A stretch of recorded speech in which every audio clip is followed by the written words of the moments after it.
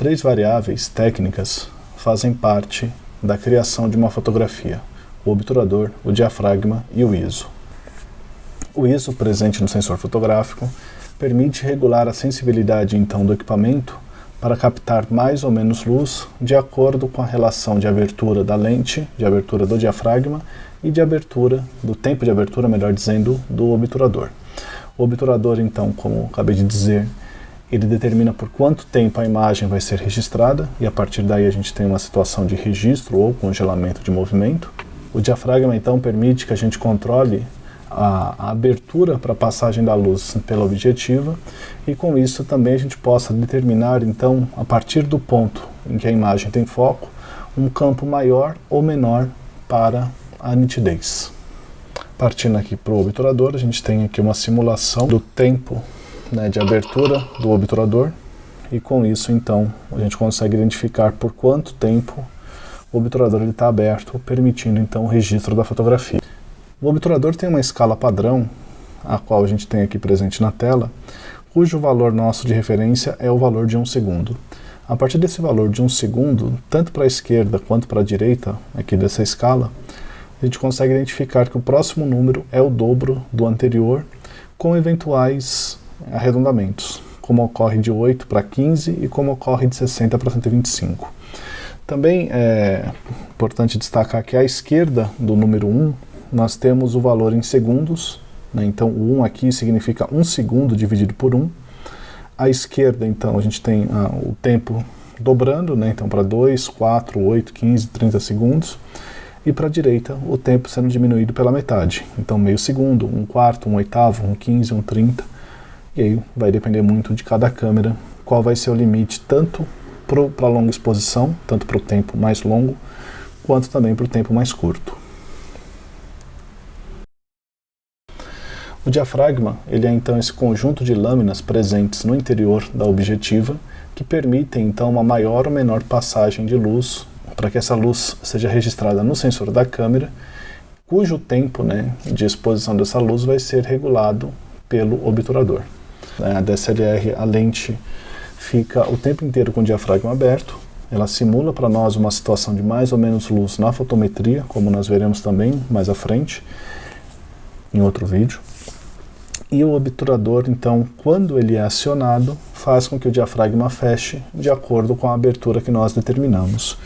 Um diafragma fechado vai permitir menor passagem de luz, permite, então, a subexposição que vai ser compensada pelo obturador e pelo ISO, mas o principal de um diafragma fechado ou um diafragma aberto é a situação da pequena ou da pouca profundidade de campo, né? Então, quando o diafragma está muito aberto, a área em que nós teremos nitidez na imagem ela vai ser reduzida. Nós acertamos um ponto onde nós queremos que o foco esteja, onde que a nitidez esteja, e à frente e atrás desse ponto de foco, então nós teremos uma pequena profundidade de campo, uma pequena área de nitidez. Um diafragma fechado, por outro lado, ele vai permitir então que nós tenhamos nitidez não só naquele objeto que nós acertamos o foco, como também à frente e atrás desse objeto numa área muito maior. É o que ocorre então com o diafragma fechado. Um diafragma fechado é aquele cuja numeração se distancia do número 1. Né? Então, o diafragma aberto significa as menores aberturas, ou seja, ele estando mais próximo do número 1. Então, quando a gente compara um diafragma 4 de um diafragma 8, um diafragma 4 é um diafragma mais aberto. Quando a gente compara um diafragma 8 com um diafragma 16, o 16 é um diafragma mais fechado. Assim como comparando 4 e 8, um diafragma 8 é um diafragma fechado em relação ao diafragma 4, mais aberto em relação ao 16. Quanto menor o número, mais aberto é o diafragma, entra mais luz, diminui a profundidade de campo, e a cada casa, quando a gente muda, por exemplo, do 1 para o 1.4, do 1.4 para o 2, nós perdemos a luz pela metade. E quando nós diminuímos o número do diafragma, como por exemplo, do 8 para o 5.6, do 5.6 para o 4, nós ganhamos para cada uma dessas casas o dobro de luz. Só para completar aqui na escala do diafragma também, se vocês observarem, a gente tem os números marcados em azul e em preto, que basicamente só para entender, né, como essa escala ela está estruturada. A cada duas casas, numericamente, o número muda, o número dobra, né, quando a gente parte de 1, pula 2 casas à frente, nós temos o dobro de 1, pula 2 casas, o dobro de 2, pula 2 casas, o dobro de 4. Mesma coisa ocorre nas casas pretas, mas na prática, essa relação de dobro e metade, ela ocorre de uma casa para outra. E a relação que há aqui entre elas é a da divisão do diâmetro de um círculo, a redução desse diâmetro pela metade, cujo fator é 1,4.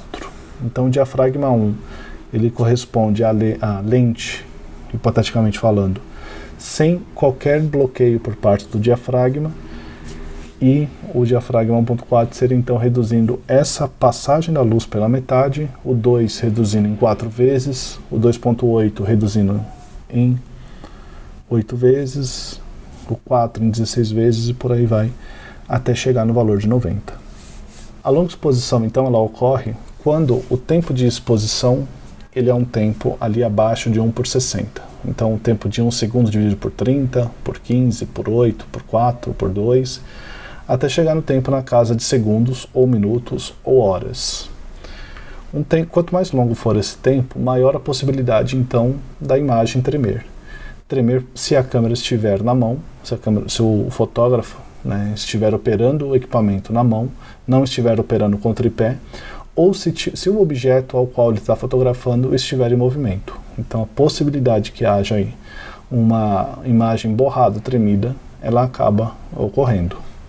A longa exposição ela é uma técnica interessante porque ela permite que a gente fotografe, por exemplo, o panning, em que você tem o objeto em movimento e a câmera acompanhando esse movimento, permite a fotografia noturna, a astrofotografia, fotografia de rastros de estrela, e permite também o light painting. Light painting, então, é uma técnica de longa exposição na qual a câmera estática, a câmera é colocada num tripé ou num objeto que a estabilize, como uma mesa, por exemplo. Ela é configurada, então, com um ISO baixo, porque nós vamos usar um ambiente escuro, evitando também, né, que com esse ISO mais alto a gente não só estoure luz, mas também evitando que a gente gere algum tipo de ruído na imagem. O Light Paint também a gente vai trabalhar com um diafragma intermediário ali entre 8 e 11, dependendo do caso, para permitir uma nitidez maior numa distância em relação à câmera.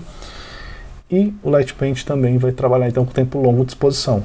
E aí varia de acordo com o equipamento ou varia de acordo com a intenção. Tempos na casa de segundos, como 2, 4, 8, 15, 30 segundos, permitem, né, então que a gente faça o rastro e a câmera acompanhe esse rastro, faça o rastro, por exemplo, apontando a lanterna para a câmera, ou então, se a gente estiver utilizando um laser, né, então a gente apontar o laser para o objeto. A câmera tem, normalmente as câmeras fotográficas e alguns celulares mais avançados têm um modo de obturador chamado modo BUB ou modo B, no qual a gente consegue deixar o tempo de exposição maior do que 30 segundos.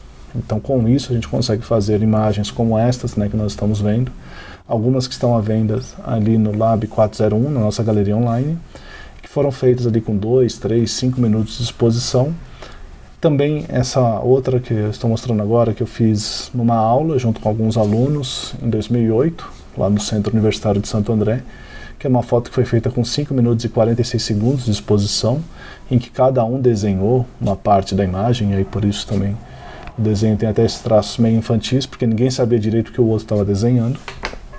E dá para trabalhar o Light Paint também, com vários minutos, horas, e aí quanto maior o tempo de exposição também, maior a possibilidade de você registrar diferentes detalhes.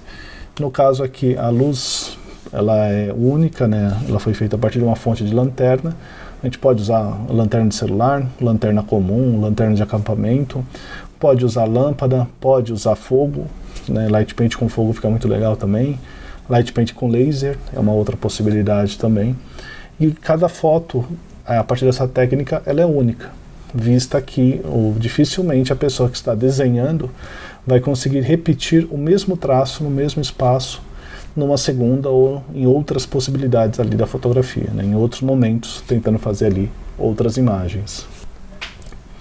A macrofotografia ela é possível, então, a princípio, com a lente própria para macro, como a que nós usamos nessas imagens que estão à venda no Lab 401 como quadros. mas também a partir de alguns acessórios, como fole, como tubo de extensão e como filtros de aproximação que a gente pode colocar nas lentes. A macrofotografia, enquanto conceito, é a possibilidade de você fotografar pequenos objetos num tamanho ampliado, em que ele ocupa